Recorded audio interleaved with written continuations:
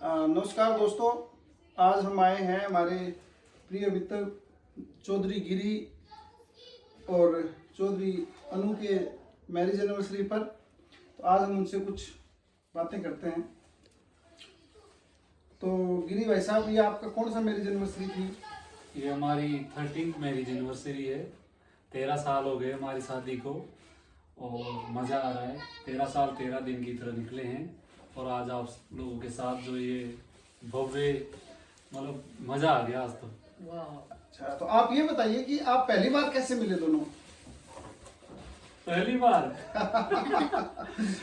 भाई देखो, सब हमारे लव मैरिज समझते हैं। 99% दोनों ही रिश्तेदार, ये चूरू से है और मैं टोंक से हूँ। 350 किलोमीटर की दूरी है। हॉस्पिटल अभी दोनों का सेम है, इसलिए ऐसा कंफ्यूजन होता है। दूरियां मिटा दी। हाँ, 100 कोस की दूरी थी। शादी से पहले नहीं। लेकिन शादी से पहले RML में थे, रामनोलोया में, मैं LNJP में था। तो ऐसी कोई बात नहीं कि साथ में ड्यूटी थी या कोई लव मैरिज है। ये इनके भाइयों के द्वारा हमें पहली बार मिलाया गया था। कौन सा मंदिर था? बिरला मंदिर। बिरला मंदिर में हॉस्पिटल के पास में ही है। हाँ, बिरला मंदिर में हमारी पहली मुलाकात हुई थी भाई। अच्छा, तो आपको एक बात मैं खास बता देता हूँ कि इनकी शादी से पहले हम दोनों फेसबुक फ्रेंड थे और हम दोनों एक दूसरे को पहले से जानते हैं। हाँ, तो मतलब हम भी यही सोचते थे आज तक कि आप दोनों की लव मैरिज ही थी, क्योंकि आप साथ में ड्यूटी करते थे, साथ में मिलते रहे होंगे और फिर उसको अरेंज करा दिया गया। लेकिन आज हमें बहुत नई बात पता लगी है कि मतलब आपकी लव मैरिज नहीं थी, अरेंज कम लव था। ये आपको ही नहीं, बहुत लोगों को पता चलेगा। अब आजकल तो हम यही कहने लगे कि हाँ यार लव है। सेम फील्ड और सेम हॉस्पिटल में ड्यूटी और होने की फिर वजह से। कोइंसिडेंस से वैलेंटाइन डे के दिन हमारी मैरिज एनिवर्सरी आती है। अच्छा, आप ये बताइए, आपने मैरिज एनिवर्सरी के लिए वैलेंटाइन डे का दिन क्यों चुना? ये भी बात बताता हूँ कि मैं और मेरा दोस्त था, वो कम से कम कमलेश नाम है उसका, आज नर्सिंग ऑफिसर के ऊपर भी तो प्रमोशन होकर DNS बन गया। हम दोनों साथ में थे और हम बसंत पंचमी का सावा था। उसकी भी 6 महीने पहले फिक्स हुई थी, मेरी अचानक 1 महीने पहले फिक्स हुई थी। तो ये बसंत पंचमी जो 14 तारीख को आई फरवरी को, वैलेंटाइन पे, इस वजह से वैलेंटाइन पे हमारा।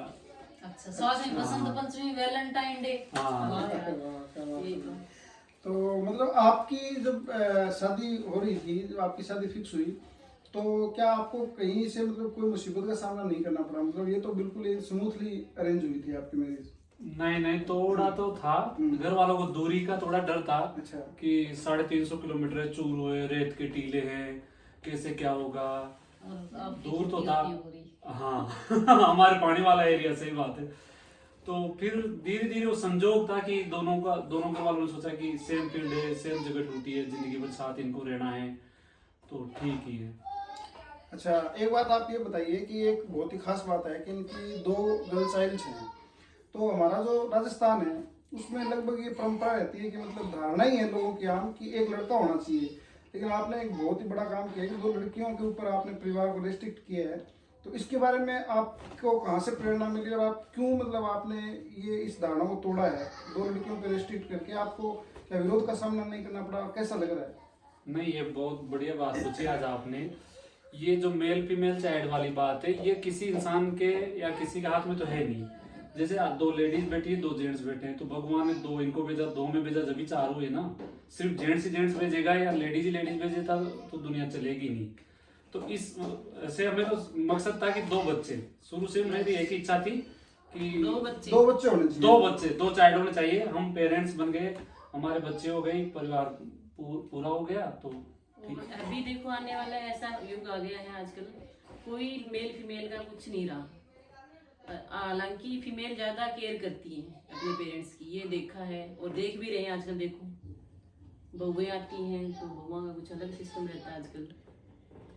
एक चीज हमने इनकी देखी है, मतलब हम ये अनु और जया जो है वो दोनों हमेशा क्लास फ्रेंड थी और हम तो फेसबुक फ्रेंड थे, चलो कोई बात नहीं। लेकिन इन दोनों की लाइफ बहुत ही हैप्पीली रही है, मतलब इनकी मैरिज लाइफ बहुत ही खुशनुमा रही है। और हम इनकी मैरिज एनिवर्सरी पे मतलब हमें 2-3 बार मौका मिला है, पहले तो हम नहीं आ पाते थे क्योंकि हम दूर रहते थे।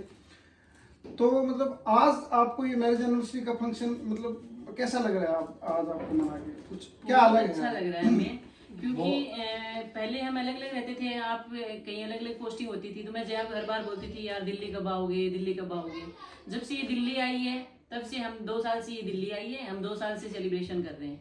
हाँ ये भी इससे पहले आप नहीं मनाते थे? उससे पहले हम कब मनाते मना- थे, छोटा मोटा मनाया था, पर ये भी एक संजोग है। पहले मेरा क्लासमेट यहाँ दिल्ली में था, वो जो मैं कमलेश कह रहा हूँ एम्स में था 4-5 साल, जब तक आप लोग दूर थे, जब हम सेलिब्रेट करते थे। अब वो चला गया ऋषिकेश डीएनएस बन के, उसके बाद आप लोग दिल्ली आ गए, तो ये संजोग बन गया। और जो आज वाला सेलिब्रेशन है, ये या तो फर्स्ट हमारा सेलिब्रेशन था जब शादी हुई थी हमारे छोटे भाइयों ने, ऐसे ही जो फर्स्ट मैरिज एनिवर्सरी पे भी किया था गांव हाँ में। फर्स्ट मैरिज एनिवर्सरी तो बहुत बड़ी धूमधाम से मनाई थी हमने गांव में।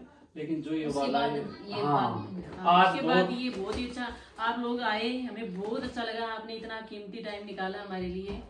आज क्योंकि दोबारा आप वो भी फीलिंग आ गई working फर्स्ट government वाली। servant हो, और हम भी इतना बिजी रहते हैं, नाइटों में पड़े रहते हैं। आज भी मैं नाइट ड्यूटी करके आई हूँ, पता है, हाँ 3 दिन से नाइट ड्यूटी चल रही थी यार। नाइट ड्यूटी चल रही थी आज। नाइट ड्यूटी करने के बाद ये तो मैंने सोचा अभी चलो जगह में। करते हैं। अच्छा, मतलब ये बात आएगी तो पूछ लेते हैं, जैसे आप दोनों सर्विंग हो तो बहुत सारे चैलेंज रहते हैं। दो सर्विंग, जब दोनों हस्बैंड वाइफ सर्विंग रहते हैं तो बच्चों को संभालना, घर को संभालना, नौकरी करना, और फिर दूसरे में गांव में रिश्तेदारों का प्रेशर रहता है बहुत सारा।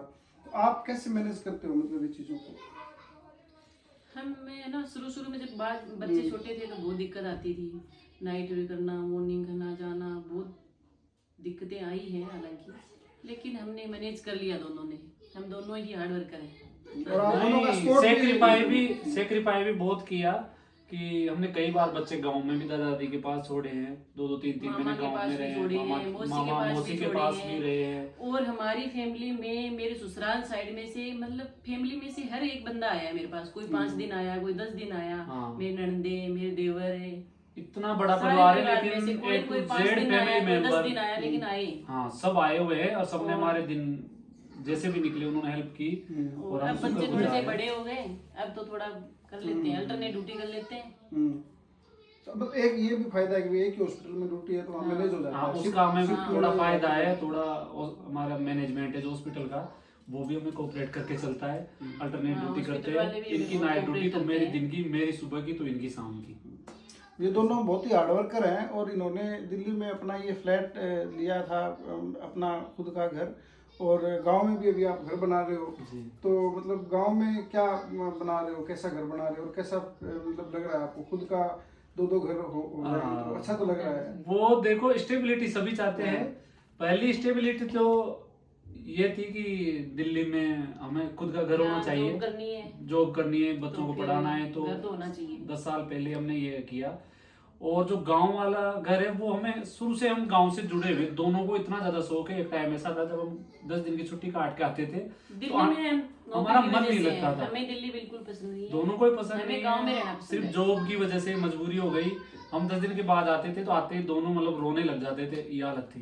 दिल्ली में मतलब पोल्यूशन भी है, ट्रैफिक जाम भी है, बहुत ज्यादा तो ट्रैफिक जाम जो रहता है। हमारा लगाव है गांव से, वो इस वजह से हम पहले भी आ रहे जा रहे हैं। अब वहाँ पे भी अच्छी प्रॉपर सुविधा हो, बच्चे दिल्ली में बढ़ रहे हैं, इनको फैसिलिटी चाहिए, इस वजह से हम गांव में भी, ताकि 3 दिन भी जाएं, 5 दिन जाएं तो देखो अच्छे कोई से। लोग तो ये चाहता है कि दिल्ली के बाद फॉरेन जाएं, कहीं बाहर जाएं, और हम ये चाहते हैं कि वापस अपनों में जाएं। अपनों में जाएं।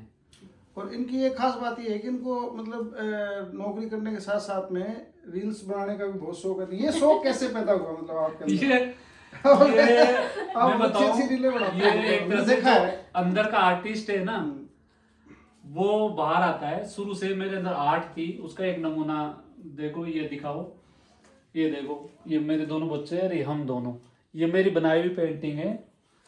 और इसलिए जो आर्ट भी बनाई हुई है। हाँ अच्छा, एक उधर भी हाँ काफी है ऐसी तस्वीरें, पेंटिंग्स। तो जो मेरे अंदर आर्टिस्ट था वो शुरू से ही, जैसे पेंटिंग हुई, ड्राइंग हुई, बाकी फिर आर्ट हुई, फिर धीरे धीरे वो जो टिकटॉक आया, वो एक्टिंग का मौका मिला तो बाहर वो, निकल आया। हाँ वो एक्टिंग का भी शौक, मॉडलिंग का शौक, फिर धीरे धीरे बस वो शौक था, जो आर्टिस्ट है तो एक अंदर। सनी देओल के बड़े तगड़े फैन हो आप, मतलब देखा है मैंने कई बार, सनी देओल की ज्यादा लिपसिंग करते हैं। तो सनी देओल का आपको कैसे, मतलब सनी देओल आपको इतना ज्यादा कैसे पसंद है? आपकी आवाज मिलती भी है, मतलब जो आप लिपसिंग करते हो ना, तो आप पे जचता भी है, सूट करता हाँ है। मैंने एक बार वो घातक का बनाया था, वो हॉस्पिटल वाला ही सीन था कि ये आजादी की लड़ाई लड़ी, गांधी जी को नहीं पहचानते तो आपको क्या पहचानेंगे। तो सनी देओल मुझे ही नहीं, देहात एरिया में स्पेशली गांव में सब लोगों को सनी देओल पसंद है, क्योंकि वो देशभक्ति मनाता है, हमेशा थोड़ा मर्दानी वाला बनाता है, सबको पसंद है।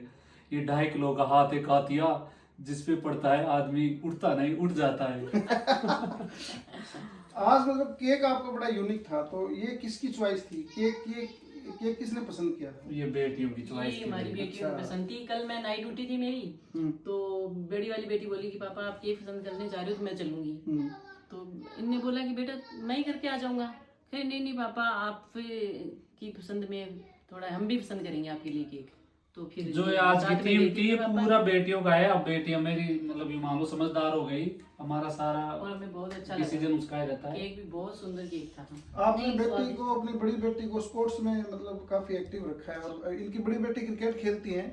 अभी हाल ही में दिल्ली प्रीमियर लीग में इनकी बेटी का सिलेक्शन भी हुआ था, लेकिन वो थोड़ी उम्र कम रहने के कारण में टीम में एक्टिवली नहीं खेली थी।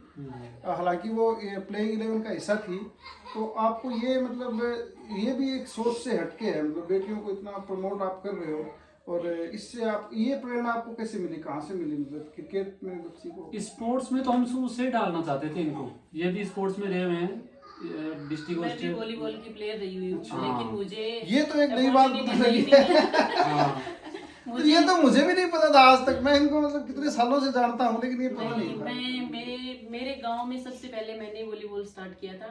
आज मेरे गांव की लड़कियां नेशनल खेल रही हैं, मेडल लेके आ रही हैं, सारी लड़कियां खूब खेल रही हैं। शुरुआत इन्होंने की थी वहाँ पे चूरू डिस्ट्रिक्ट के बहुत लड़कियां आगे जा रही हैं वॉलीबॉल में। स्पोर्ट्स और फिजिकली फिट रहना, चलो मुझे मौका नहीं मिला गेम्स का, लेकिन मुझे भी जिम जाना फिट रहना है मुझे शुरू से पसंद था। और स्पोर्ट्स इसलिए हमने लड़कियों को हमारा एक ड्रीम समझो या वही, मतलब बच्चों को मेंटली फिजिकली रहना, या दिल्ली की लाइफ बहुत वो है, या तो बच्चे क्या करते हैं मोबाइल चलाते हैं या फिर मोबाइल में गेम खेलते हैं। हम दोनों वर्किंग है तो वैसे ही बच्चों को कम टाइम दे पाते हैं, तो हम चाहते हैं कि 2 घंटे 3 घंटे एकेडमी खेलें और बच्चा फिट भी रहे। ये 4 साल की थी तभी हमने इनको फिजिकली फिट रहना, फिजिकली करवाना, रनिंग करवाना, रेस करवाना, उसके बाद बैडमिंटन में, उसके बाद स्विमिंग में, फिर क्रिकेट में, बॉक्सिंग में, ताकि बच्चे को जो अच्छा लगे वो करे लेकिन फिट रहे और स्पोर्ट्स में रहे। हमारा ये है कि बच्चा फिट रहे।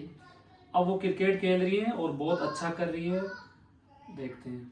चलिए इनके साथ इनके मैरिज एनिवर्सरी में शामिल होकर हमें बहुत अच्छा लगा। आपकी मैरिज एनिवर्सरी में शामिल हमें भी आप बहुत लोग अच्छा आए। लगा। बहुत बधाई हो। आपको बहुत बहुत बधाई हो। आप ऐसे ही खुशहाल रहें, Thank you. पूरा जीवन आप जो है ऐसे ही खुश रहें। आप आए, हमारा दिन बन गया। ठीक है, नमस्कार।